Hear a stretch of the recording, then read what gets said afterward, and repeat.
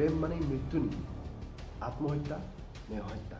ভাল পোৱাৰ কাৰণে প্ৰেম কৰা হয় নে নিজৰ স্বাৰ্থ পূৰণ কৰিবলৈ প্ৰেম কৰা হয়? আমি নিজতকৈ বেছি আনক কিয় ভাল পাওঁ? প্ৰেম শব্দটো যিমান শুনিবলৈ ভাল হৈছে এতিয়া, তেনেধৰণে এতিয়া তিতাও হৈছে। প্ৰেমৰ সম্পৰ্কক লৈ গুৱাহাটী মহানগৰীত বহুতো হত্যা হৈছে, বহুতো ঠাইত বহু হত্যা হৈছে।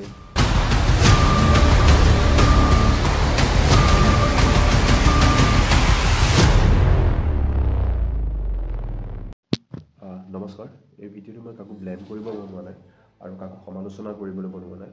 বিশেষকৈ এই ভিডিঅ'টো মই মানৱ জাতিটোৰ কাৰণে বনাইছোঁ। আপোনালোকে অলপ গুৰুত্ব দি শুনিব, বিশেষকৈ ল'ৰাখিনিয়ে এই ভিডিঅ'টো অলপ ভালকৈ চাব বা ভালকৈ শুনিব কথাখিনি মই কি কৈ আছোঁ।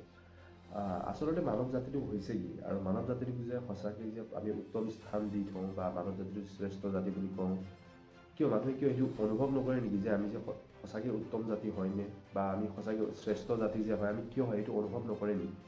চব মানৱ জাতিটো সকলো কথা বুজি পায় বা অনুভৱ কৰে বা লিখি বুজাব পাৰে।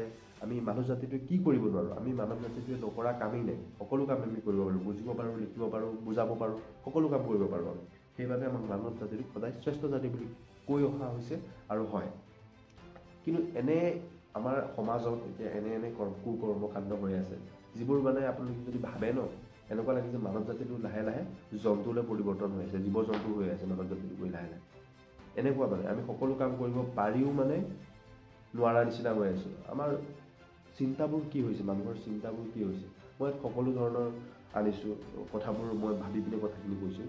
ধৰ্ষণ কৰাৰ পৰা যদি সম্পূৰ্ণ কথা আপোনালোকে যদি ভাবি চাই ন, কি হৈ আছে মানৱ জাতিটো, এনেকুৱা হৈ আছে।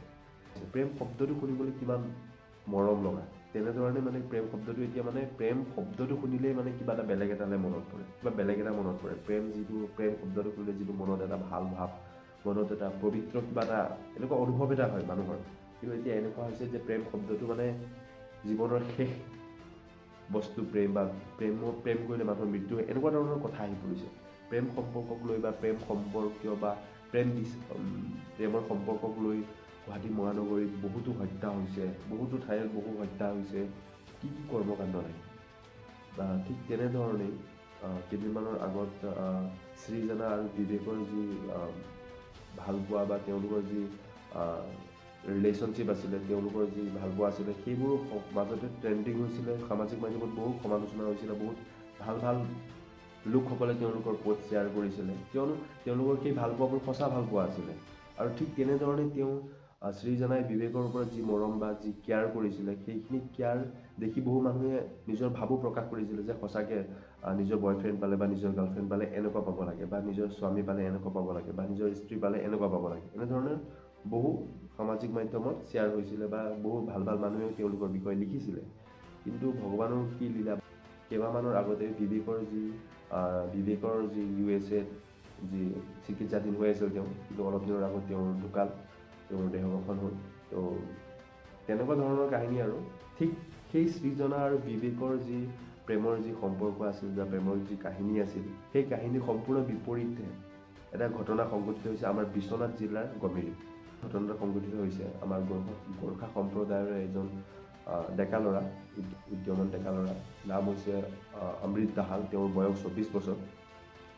তেওঁ এতিয়া এনেকুৱা এটা মানে পথ বাছি ল'লে, যিটো মানে মূৰ্খামিৰ সীমা মানে চেৰাই দিয়া এটা পথ বুলি ক'ব পাৰি। কিন্তু আমি কৈছোঁ এইটো মূৰ্খামি বুলি, কিন্তু তাৰ ঠাইত যদি আমি থকাহেঁতেন হয়তো চাগে আমি পথটোৱে বাছি ল'লোহেঁতেন। কিন্তু মই অনুৰোধ কৰিছোঁ, যিমানেই যি নহওক সেই পথটো কিন্তু ভুলতো মানে বাছি ল'ব নালাগে বুলি মানুহ জাতিটো হয়।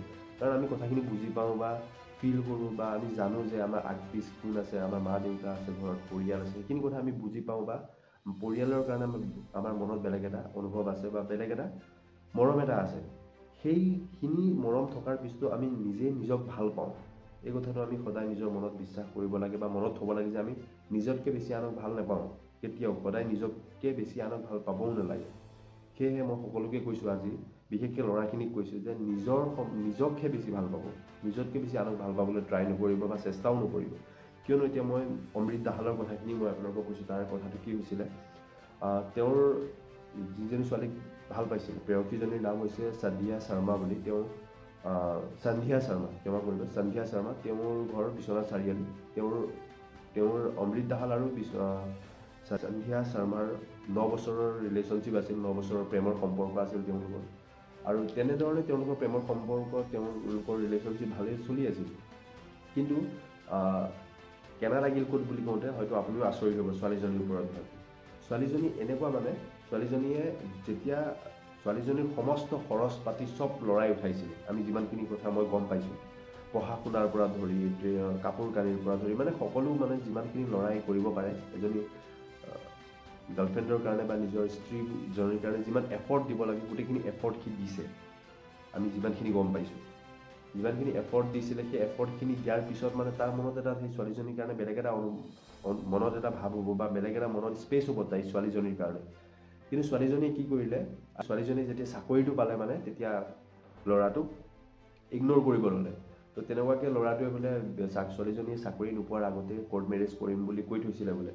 তো ছোৱালীজনী চাকৰি পোৱাৰ পিছত ল'ৰাটোক ইগন'ৰ কৰিব ল'লে। তেনেকুৱা ল'ৰাটোৰো অলপ মনত হাৰ্ট হ'ল, অলপ বেয়া লাগিলে দিয়কচোন, ভাল পাই যিয়ে নেকি। যেতিয়া ছোৱালীজনীক ফোন কৰে, ফোনৰ ৰেছপন্স নকৰে, ঘৰৰ মানুহক ফোন কৰে, ল'ৰাটোৱে ফোনৰ ৰেছপন্স নিদিয়ে। তো তেনেকুৱা ল'ৰাটোৱে তেতিয়া ইটানগৰত কৰ্মৰত আছিল। ইটানগৰৰ পৰা তেওঁ ছোৱালীজনীৰ ঘৰলৈ আহিল, যে ফোন পিক আপ নকৰে, কি হৈছে কি, এইবোৰ বুজ ল'বলৈ আহিলে। বুজ ল'ব অহাৰ পিছত যেতিয়া দেখিলে, যেতিয়া কোৰ্ট মেৰেজৰ কথাটো উলিয়ালে, তো কোৰ্ট মেৰেজৰ কথা উলিয়াওঁতে মানে ছোৱালীজনীয়ে এনেকুৱা এটা ৰিয়েকশ্যন কৰি দিলে যে ছোৱালীজনীয়ে ল'ৰাটোক চিনিয়ে নাপায়। তো ক'লে বোলে যে মই তোৰ লগত কিয় বিয়া হ'ম, মই তোৰ লগত বিয়া নহওঁ বুলি কৈ দিলে বোলে। ভাবকচোন সেই ল'ৰাটোৰ মনত কেনেকুৱা এটা মানে ভাৱ এটা হ'ল চাগে, সেই ল'ৰাটোক কেনেকুৱা লাগিলে চাগে, সেইটো আমি অনুভৱ কৰিবও নোৱাৰোঁ, অলপো অনুভৱ কৰিব নোৱাৰোঁ, কিয়নো সেই ঘটনাটো তাৰ লগত সংঘটিত হৈছে, আমি সেইটো অনুভৱ কৰিবই নোৱাৰোঁ। তাৰপিছত ছোৱালীজনীয়ে বিয়া নহওঁ তোৰ লগত বুলি কৈ দিওঁতে ল'ৰাটো নিজৰ ঘৰলৈ গুচি আহিলে, ঘৰত কথাখিনি ক'লে। আৰু তেওঁলোকৰ ঘৰত কথাখিনি গমো পাইছিলে, তেওঁলোকৰ যি প্ৰেমৰ সম্পৰ্ক আছিল। অমৃত দাহালৰ ঘৰৰ মানুহে ছোৱালীজনীৰ ঘৰলৈ গ'ল। ছোৱালীজনীৰ ঘৰলৈ গৈ পিনি ছোৱালীজনীক বুজালে যে তুমি মোৰ ল'ৰাটোক যদি তুমি এৰিবই বিচাৰিছা, তুমি এৰি দিয়া, কিন্তু লাহে লাহে এৰি দিয়া। ঘপককৈ এৰি দিলে কিবা কাৰণত ল'ৰাটোৱে কিবা মানে ভুল কামটো কৰিয়ে দিলে বাৰু। নিজকে এতিয়া আত্মহত্যা কৰি পিনে সি নিজৰ প্ৰাণটো ল'লেই। সেইখিনি কৰিব বুলি মাক বাপেকৰ বহুত ভয় আছিল, আৰু নিশ্চয় নিজৰ মাক বাপেকৰ যিটো মৰম সেইটো আৰু কোনো বুজি পাব নোৱাৰে বা অনুভৱ কৰিব নোৱাৰে, বা সেইটো মাক বাপেকেহে মানে অনুভৱ কৰিব পাৰিব যে মই ল'ৰাটোক কিমান ভাল পাওঁ। সেইটো মা পাপাৰ লগত মৰমবোৰ আৰু কাৰো লগত তুলনা কৰিবও নোৱাৰি। ঠিক তেনেকুৱাকৈ ছোৱালীজনীক ক'লে বোলে যে অমিতৰ মাকে যে এৰিছা তুমি লাহে লাহে এৰা, মানে এনেকুৱাকৈ ঘপককৈ এৰি নিদিবা, কিবা কাৰণত সি কিবা কৰি ল'ব, এনেকুৱা কথা ক'লে। তো তেনেকুৱা কৰি যোৱাৰ পিছতো ল'ৰাটোৱে যেতিয়া আত্মহত্যা কৰিছিল, আত্মহত্যা কৰা 24 ঘণ্টাৰ আগত এটা ষ্টৰি দিছিলে ছোৱালীজনী। মই আপোনালোকক এই ক্লিপটো দেখুৱাই দিছোঁ, ক্লিপটো চাওক। আমি খুশি मला जोडलीस जिंदगी छोड़ीस नहीं समझे नहीं प्रॉमिस प्रॉमिस মানে এই ভিডিঅ'টো আপোনালোকে ল'ৰাটোৱে কৈছে, মই বুজাই দিছোঁ। তাত আমাৰ গোৰ্খা জনগোষ্ঠীৰ ভাষাত কোৱা হৈছে যে তুমি মোক কেতিয়াও নেৰা নেকি, নেৰা নহয় ন, তুমি মোক প্ৰমিছ কৰা বুলি কৈছে। ছোৱালীজনীয়ে প্ৰমিছ কৰিছে, কিন্তু তাত ভিডিঅ'ৰ মাজতে এটা বেলেগ এটা ইংগিত দেখাইছে। মই ইংগিতটো আপোনালোকক দেখুৱাব নোৱাৰোঁ, মই এইটোৱে কৈ দিছোঁ আৰু এই 5টা আঙুলিৰ মাজৰ আঙুলিটো দেখুৱাইছে ইংগিতত।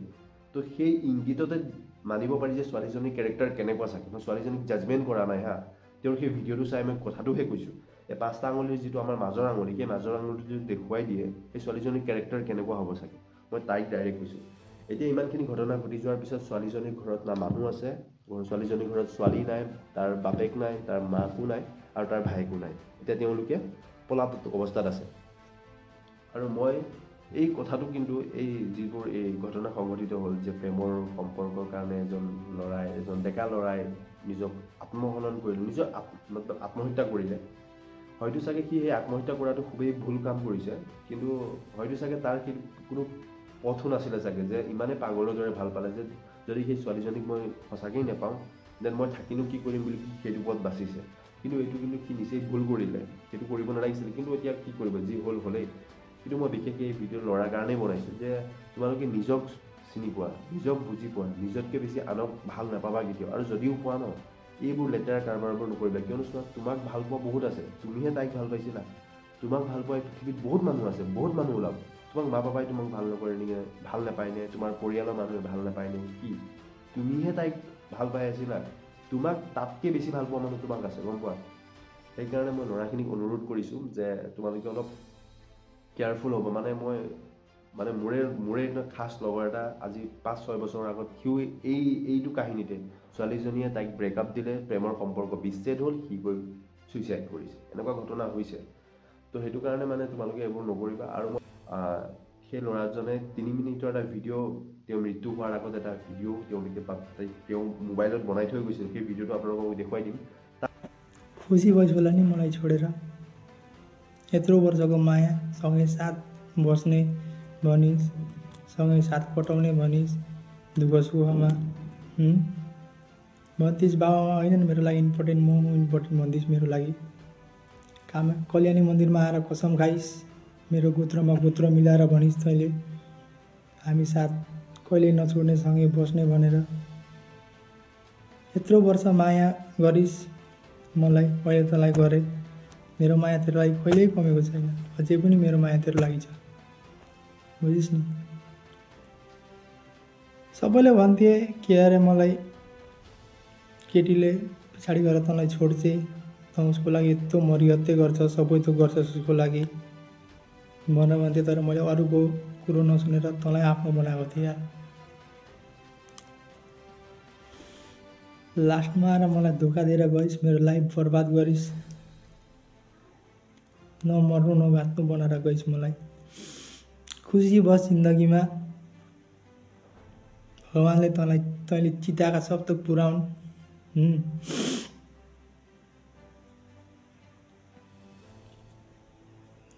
त्यही हो, अब जिन्दगीभर खुसी बस। यत्रो वर्ष साथमा बसिस्, खाइस्, घुरिस् मसित। तैँले बोलाउँदा भेट गर्न जान्थेँ म, बोलाइसक्दा आउनु बाबा भन्दा म जान्थेँ यहाँदेखिबाट तँलाई भेट गर्न। कहीँ हुँदा पनि भेट गर्न जान्थेँ, तैँले बोलाइस् मलाई, जान्थेँ भेट गर्न। आउनु भन्दा भेट गर्थेँ म, भेट गरिस् मसित। यत्रो वर्ष बसिस्, अहिले आएर लास्टमा मलाई लात मारिस्। तब नोकरी भए पछाडि तेरो हुनसक्ला मेरो पनि केही गल्ती होला, मैले माया गरिनँ होला तँलाई मेरो जति माया। तर तँलाई कसैले पनि गरेको थिएन, गर्दैन पनि लाइफमा। खुसी बस जिन्दगीभरि। म मरेर गए पनि मेरो याद नगर्नु, मेरो ग्रह एउटा थियो गयो जिन्दगीबाट भन्नु। कहिले पनि तँलाई म दोष दिन्न। खुसी बस लाइफमा, त्यही हो।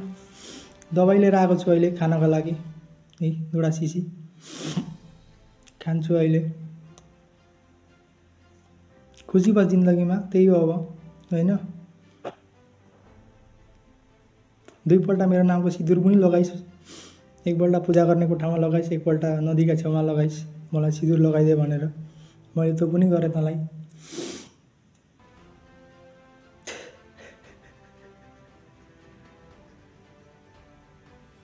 जिन्दगीमा खुसी बस।